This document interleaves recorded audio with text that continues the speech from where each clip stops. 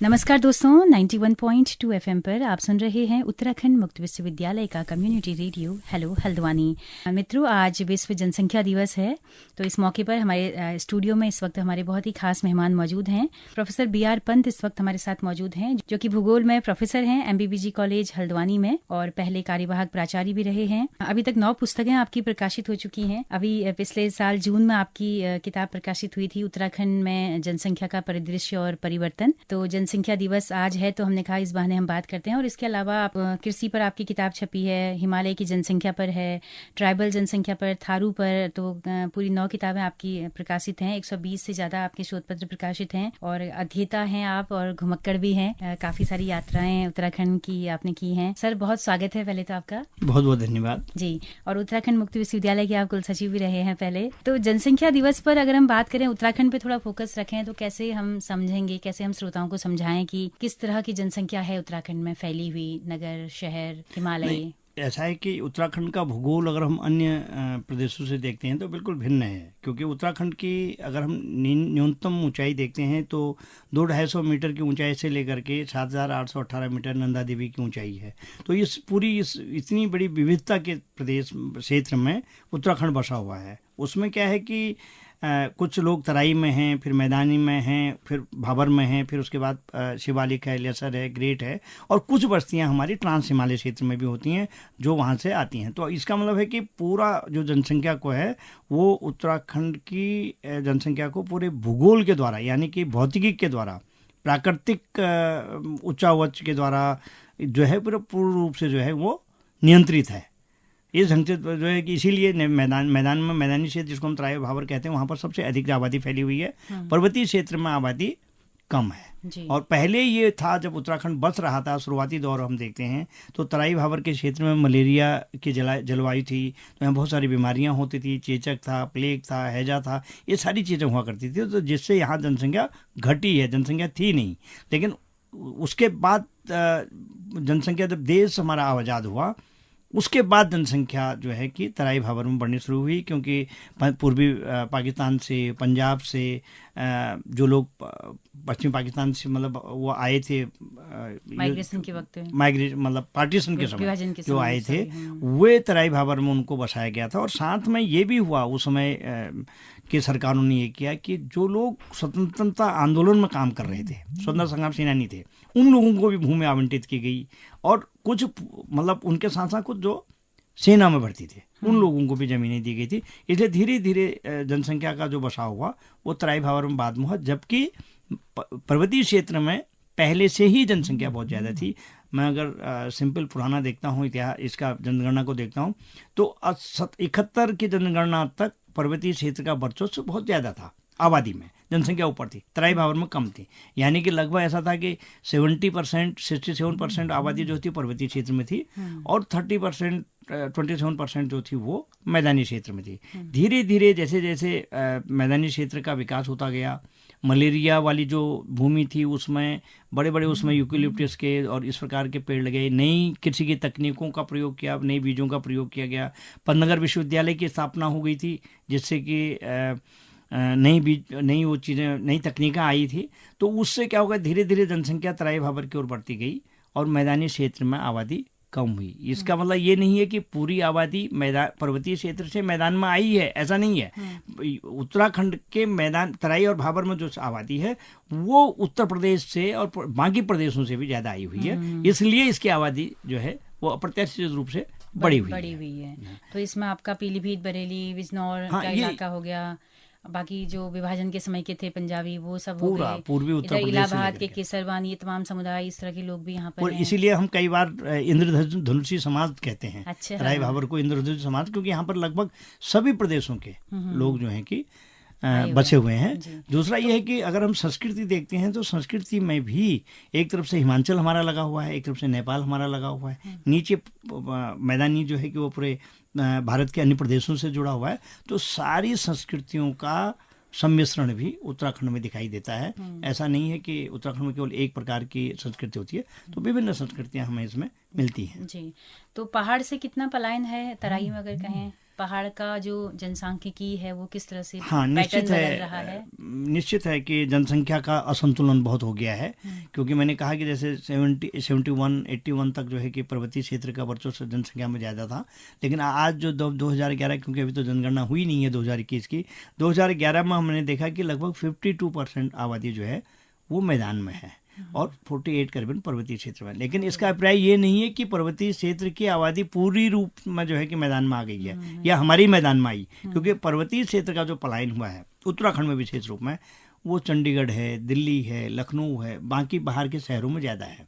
क्योंकि इतना विकास हमारी तराई के मैदानों में नहीं हुआ था जहां लोग आकर के प्रवास होकर के जो है कि यहाँ अपना रोजी रोजगार उनको मिल सके।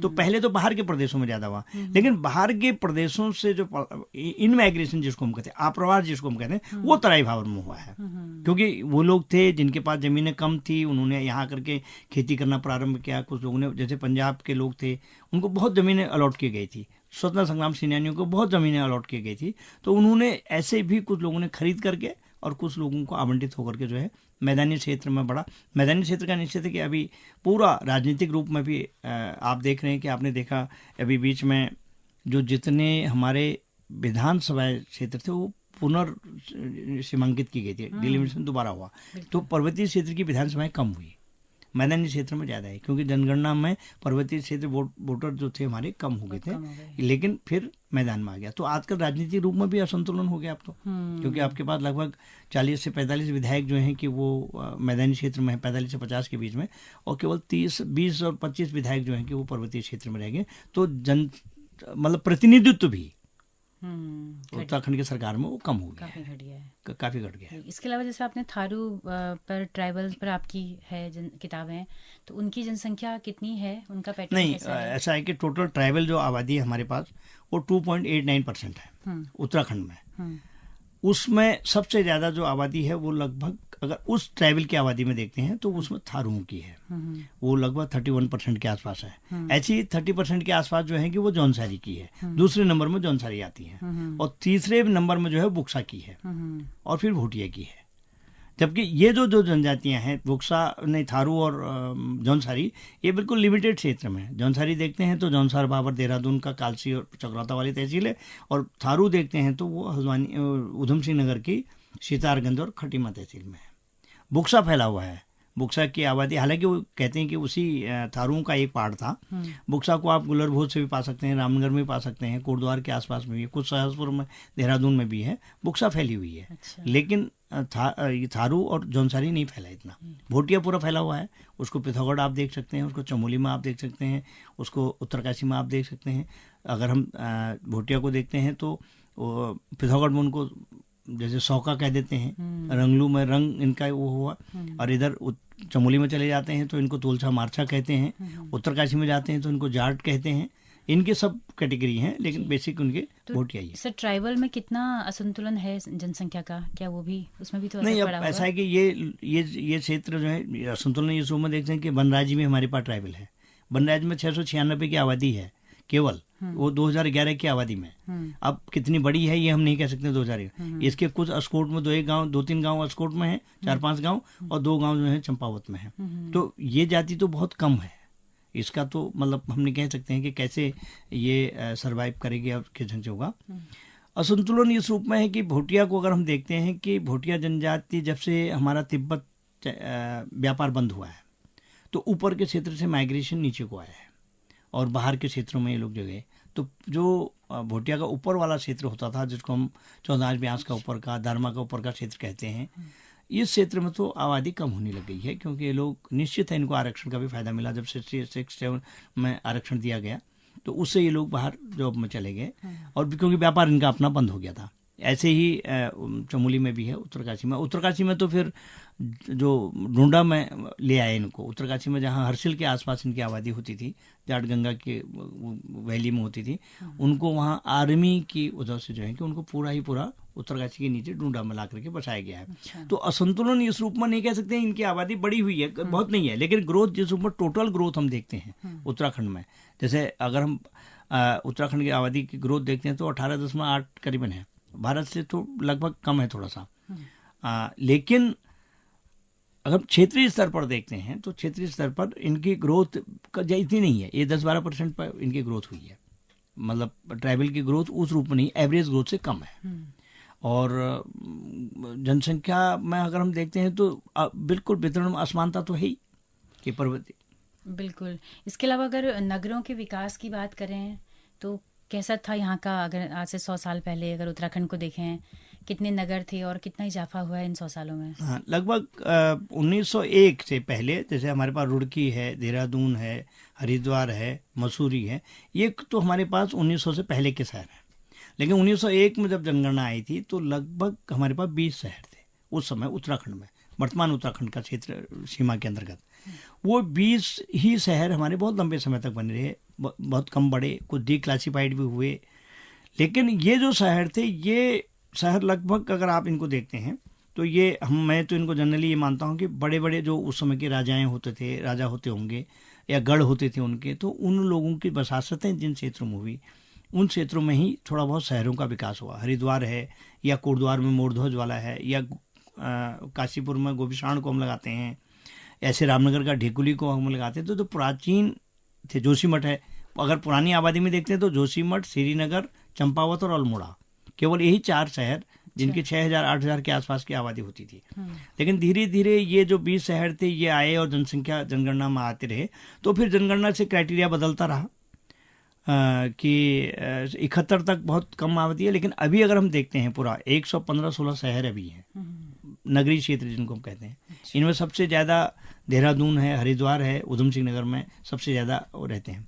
पर्वतीय क्षेत्र में क्योंकि भौगोलिक परिस्थितियाँ ऐसी हैं कि नगर का विकास नहीं हो सकता है, बहुत फैलाव नहीं हो सकता है। नैनीताल अगर हम चाहेंगे तो नैनीताल फैल नहीं सकता है, कहाँ को बढ़ेगा। ऐसे ही अल्मोड़ा शहर अगर कहते हैं तो अल्मोड़ा शहर बढ़ नहीं सकता है। ऐसे ही पर्वतीय बागेश्वर कहें तो नहीं बढ़ सकता है। तो पर्वतीय क्षेत्र में फैलाव कम होने की वजह से आबादी भी कम, बहुत ज़्यादा नहीं है।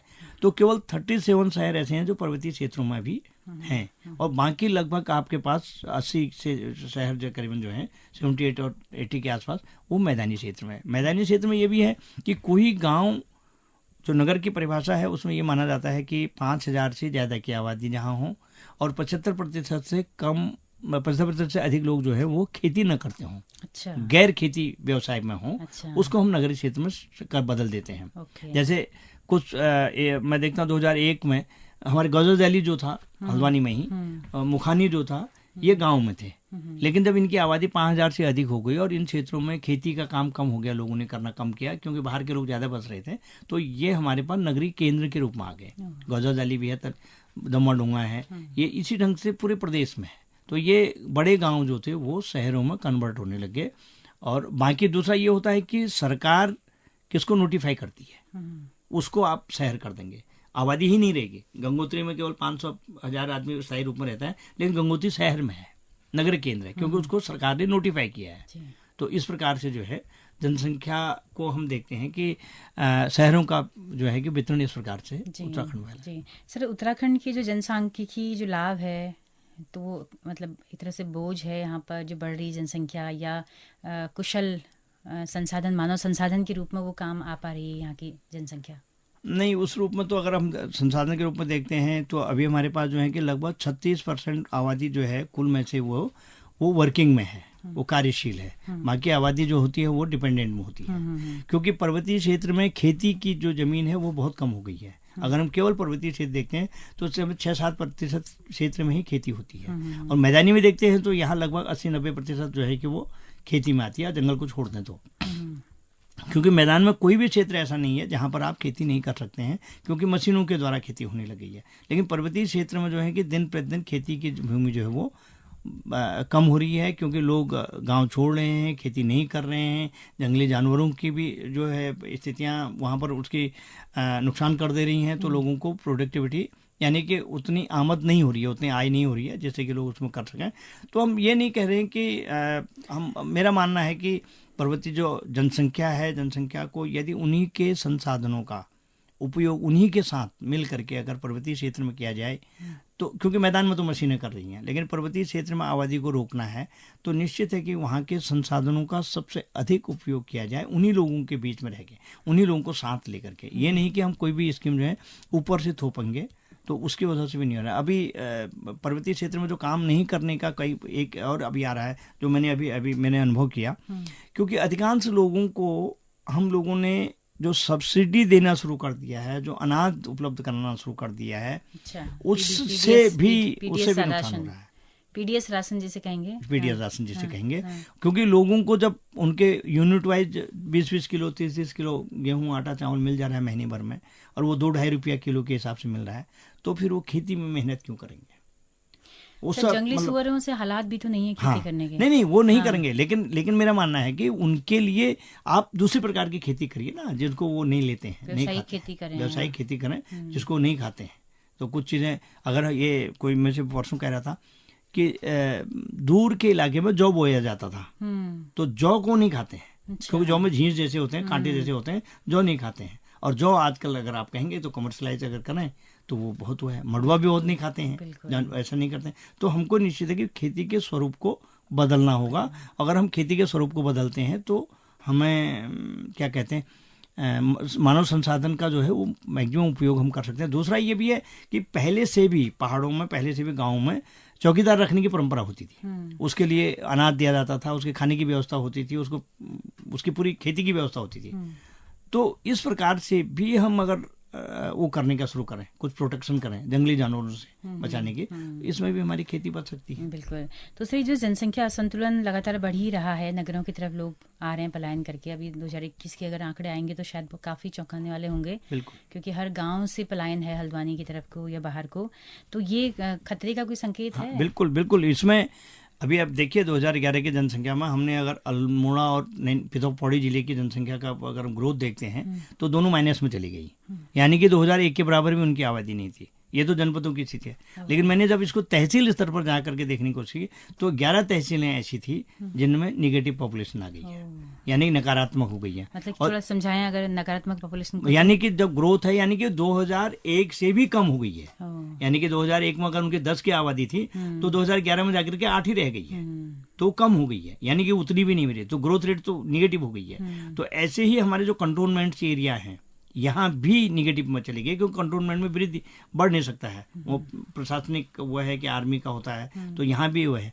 तो ये जो असंतुलन है निश्चित है, ये एक प्रकार से, अब मेरा अपना अनुमान है कि 2021 में पर्वतीय क्षेत्र में एक थोड़ा बहुत चंपावत को छोड़ देंगे और नैनीताल को छोड़ेंगे, बाकी पौड़ी तो पहले से ही है, अल्मोड़ा पहले से ही है।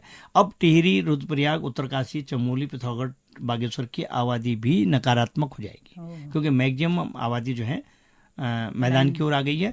मैदान का मतलब ये नहीं है कि वो हल्द्वानी, नैनीताल, देहरादून में जाकर के बस रहा है, वो निश्चित है कि अपने क्षेत्र से बाहर जा रहा है, चाहे वो दिल्ली की ओर जा रहा हो, चाहे चंडीगढ़ जा रहा है, चाहे वो लखनऊ जा रहा है, कहीं जा रहा है, चाहे मुरादाबाद जा रहा है, लेकिन पहाड़ से उसका पलायन निरंतर जारी है। ये भी तो है कि सुदूर पहाड़ से वो अपने डिस्ट्रिक्ट लेवल पर, जनपद मुख्यालय में आ रहा है, जैसे छोटे कस्बों में भी पलायन हो रहा है गाँव से। नहीं बिल्कुल, वो इस रूप में हो रहा है, जैसे मेरे गांव में अब 4 आदमी रह गए हैं, बाकी लोगों ने सड़क के नीचे अपने घर बना दिए, वो मार्केट के पास आ गए हैं, अब वो गांव में नहीं है। तो वो भी एक प्रकार क्या कहेंगे? उस पलायन को तो आंतरिक पलायन है, वो आंतरिक पलायन है। और वो लेकिन नीचे आ गया तो इसका मतलब ये नहीं है कि अपनी खेती देख रहा है, खेती तो छोड़ ही दी है उसने, क्योंकि उसको मैंने कहा ना कि जो कई सारी सब्सिडी जो मिल रही हैं, और अगर उसको 1,500 रुपये में कहीं पर मजदूरी मिलती है, वो उसको करना ज़्यादा प्रेफर करता है कि उसको अनाज सस्ते मिल, क्योंकि बीपीएल में है। तो बहुत सारी हैं। सर, ये नकारात्मक जनसंख्या जो हो रही है, ये केवल पहाड़ों की स्थिति है या फिर देश के और इलाकों में भी ऐसा है? नहीं, बाकी भी है। मैंने जब पूरे हिमालय में 109 जिलों में अध्ययन किया था, तो हमारे पास उत्तराखंड में तो 2 ही जिले थे, लेकिन 6 जिले जो हैं कि हिमालय में, जो नागालैंड में हैं, मिजोरम के इलाके में हैं, तो 8 जिले ऐसे थे, 2 उत्तराखंड सहित, जिनमें निगेटिव हो गई है। तो ऐसा नहीं है कि पलायन वहां नहीं हो रहा है, उन क्षेत्रों में भी पलायन हो रहा है। हिमालय तो ये ऐसा कह सकते हैं कि शहरीकरण का, या ये हमारे उसका उसकी एक मतलब एक तरह से कहें कि ये होना ही है, उसका रिपरकशन है एक प्रकार से ये। उसका मतलब एक प्रकार से कही कि एक ऐसा भयानक परिणाम कहिए आने वाली स्थितियों में। तो क्या इसे रोका जा सकता है? मतलब ये होना ही है शहरीकरण की वजह से? देखो, पलायन तो एक निरंतर एक प्रक्रिया है, ऐसा नहीं है कि पलायन कभी नहीं हुआ, पहले भी हुआ, और पलायन नहीं होता तो हम लोग यहाँ से अगर अमेरिका गए हैं, कुछ गए हैं, तो पलायन तो मतलब ये था कि रोजगार के लिए पलायन होता था, रोजगार बुनियादी सुविधाओं के लिए नहीं होता था, रोजगार के लिए होता था, लेकिन वो वापस आता था, अपने क्षेत्र में लौटना आता था। बाद में उसमें बड़ी कमी आई। हाँ, उसमें बहुत कम हुआ है। अब लोगों का लौटना कम हो गया। लोगों को क्योंकि जितना उनको मिलता है, जितना उनके जीवन की कमाई होती है, उतने वो एक घर अपना वहाँ बना लेते हैं, क्योंकि आने वाली पीढ़ी भी उनकी भी वहीं पढ़ रही होती है, वहीं लिख रही होती है, तो उनका वापस आना बहुत, उसमें कमी आई है। उसको वापस लेने के लिए मेरा तो मानना है कि वो तो वापस नहीं आएगा, ये प्रक्रिया तो निरंतर जारी रहेगी। लेकिन जो जितने बचे हुए हैं गाँव में आज, उनको रोकने का प्रयास होना चाहिए। उनके लिए वहीं संसाधन उपलब्ध होने चाहिए, उनके लिए सुविधाएं उपलब्ध होनी चाहिए। अगर आप वहाँ वो चीज़ें उपलब्ध कराएंगे तो कम से कम वो लोग तो बचे रहेंगे। बिल्कुल। बाकी आपने जो बताया कि 36% यहाँ पर कार्यशील आबादी है, उसकी स्थिति कैसी है? वो कुशल है? नहीं, 36 टोटल में से अगर हम देखते हैं तो इसमें हम 3 कैटेगरी में बांटते हैं। तो 3 कैटेगरी क्या होती है कि एक तो कल्टीवेटर किसान के रूप में आती है, एक कृषि मजदूर के रूप में आती है उसमें, और एक जैसे कुछ वाणिज्य व्यवसाय में होते हैं, और चौथा जो होता है बेसिकली वो होता है अदर वर्क, अन्य कार्य कर्म कर हम कहते हैं। वो व्हाइट कॉलर जॉब होता है, वो ऑफिस में है, जो अन्य है।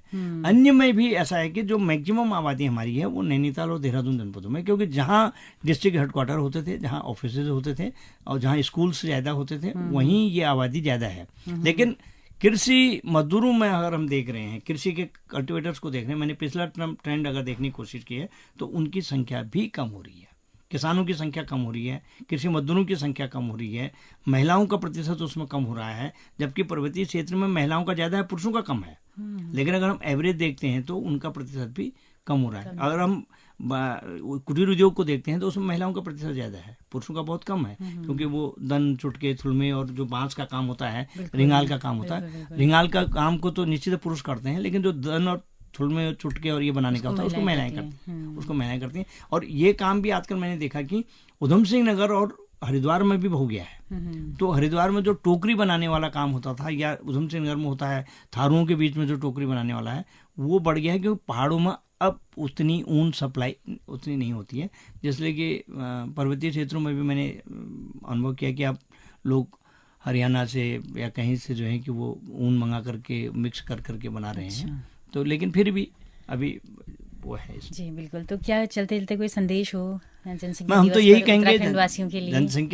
जनसंख्या के उसमें है कि निश्चित है कि मानव संसाधन का उपयोग करने के लिए हमको, हमारे पास जितने उपलब्ध जल, जंगल, जमीन जितनी है, जितने संसाधन हमारे पास है, भूमि हमारे पास है, उसका मैक्सिमम उपयोग हमको करना चाहिए। और उस करने के लिए स्किल का जितना भी विकास हम कर सकें लोगों को। और मेरा तो ये मानना है कि जो योजनाएं इन लोगों के लिए बने, उसमें निश्चित है कि जो ग्रामीण हमारी आबादी है, उसमें महिलाएं जो हैं, पुरुष जो हैं, जो अपने पूरे रूप से जो है कि खेती के साथ लगे हैं या उसमें लगे हुए हैं, उनको आपको योजनाएं बनाने में भागीदार बनाना चाहिए। क्योंकि उनके अनुभवों का जब तक आप लाभ नहीं लेंगे, जिस प्रकार से उनको अपने खेतों के संबंध में, उनको मौसम को लेकर के, उनको पानी और उसको लेकर के जितना अनुभव उनके पास होता है, उसका उपयोग अगर हम करेंगे तो निश्चित है कि हमारे ये इनके संसाधनों का विकास भी होगा और लोग टिकेंगे भी और उसमें फायदा, लाभ भी होगा। जी, तो प्रोफेसर बी आर पंत, बहुत शुक्रिया आपका, इतना कीमती वक्त हमारे लिसनर्स के साथ आपने आज जनसंख्या दिवस पर बांटा। बहुत शुक्रिया आपका। बहुत बहुत धन्यवाद। जी, तो दोस्तों आप सबका भी बहुत शुक्रिया इस कार्यक्रम में अंत तक सुनने के लिए। अगर कार्यक्रम पसंद आया हो, बातचीत पसंद आई हो, तो अपना फीडबैक जरूर दीजिएगा। जैसा कि हम बताते हैं कि हमारा रेडियो एक सामुदायिक रेडियो है, जिसकी पहुँच रेडियो में केवल हल्द्वानी शहर तक है। लेकिन अगर आप दूर दराज पहाड़ों में या देश के किसी भी हिस्से में इस रेडियो को सुनना चाहते हैं तो हमारे यूट्यूब चैनल के जरिए आप इन कार्यक्रमों को सुन सकते हैं। हेलो हल्द्वानी नाम से हमारा यूट्यूब चैनल है, फेसबुक पेज है। आपके फीडबैक का इंतजार रहेगा। तो इसी के साथ professor B are Pant ji के साथ में मैं सुनीता भास्कर को दीजिए इजाजत। नमस्कार।